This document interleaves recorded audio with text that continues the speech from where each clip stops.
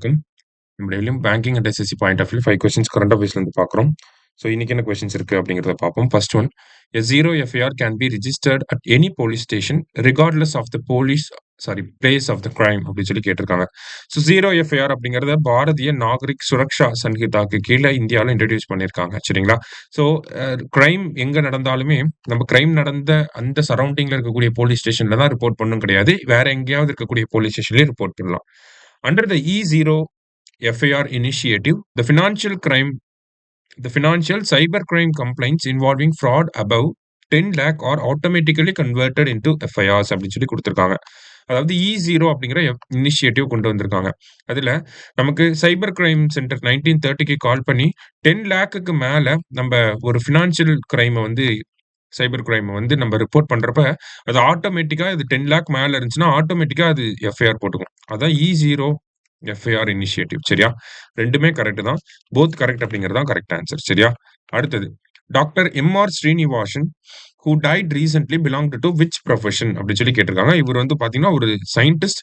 NPCIL இருக்கு இல்லையா, national nuclear power corporation of India limited 1987 வந்திருக்கும். அதோட ஃபர்ஸ்ட் சேர்பர்சன் யாருன்னா மிஸ்டர் ஸ்ரீனிவாசன் தான். ஓகேங்களா? ஸோ ஒரு சயின்டிஸ்ட், அதுவும் நியூக்ளியர் ஃபீல்டில் இருக்கக்கூடிய ஒரு சயின்டிஸ்ட். சரியா?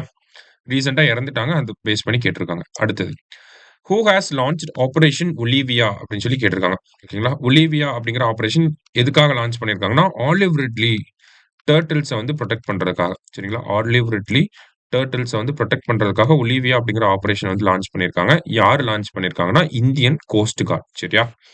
அடுத்தது, which state or union territory will host the first Khelo India beach games அப்படின்னு சொல்லி கேட்டிருக்காங்க.